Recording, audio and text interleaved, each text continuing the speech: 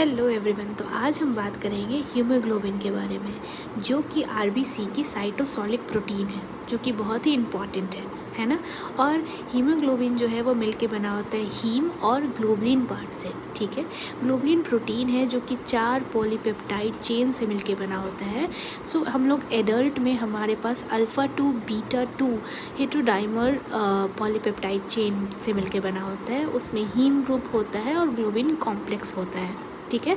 सो अगर आपसे कोई पूछे कि एडल्ट में कौन से टाइप का हीमोग्लोबिन होता है, तो हम लोग कहते हैं HbA टाइप का होता है, जिसमें अल्फ़ा 2 और बीटा 2 ग्लोबुलिन चेन होता है। जबकि हम लोग जब फीटस या फीटल स्टेज में रहते हैं तो हमारे पास अल्फ़ा 2 गामा 2 टाइप का ग्लोबुलिन प्रोटीन होता है। तो बेसिक डिफरेंसेस क्या होता है कि हमारे ग्लोबुलिन प्रोटीन में चेंजेस होता है।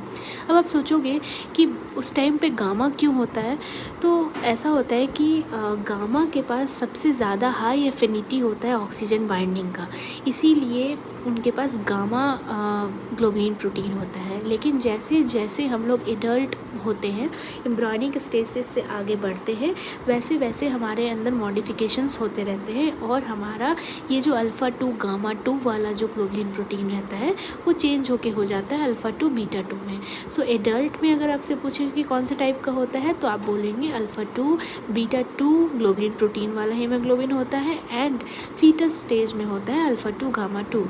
97% हमारे बॉडी में जो है वो alpha 2 beta 2 haemoglobin type present होता है।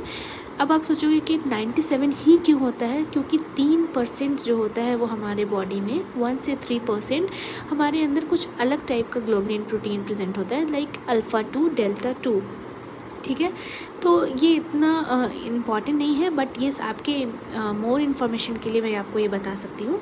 और कभी कभी एब नॉर्मल वेरिएंट भी मिलता है, जैसे सिकल सेल एनीमिया हो जाता है। उसमें क्या होता है, इस हीमोग्लोबिन के ही कोडॉन में चेंज हो जाता है और उस टाइम पे HbS टाइप का हीमोग्लोबिन मिलने लगता है, जिसमें 6th कोडॉन पे बीटा ग्लोबुलिन चेन के जगह वहाँ पे ग्लूटामिन के जगह वैलिन आ जाता है। इसकी वजह से वहाँ सिकल सेल एनीमिया हो जाता है या सिकल सेल हो जाता है किसी को डिजीज़। ठीक है, सो ये थी हमारे बेसिक बातें हीमोग्लोबिन के बारे में।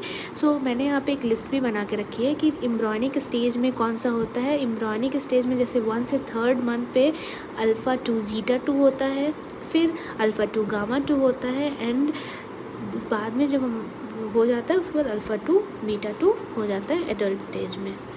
तो ये था हीमोग्लोबिन का स्ट्रक्चर। बाय।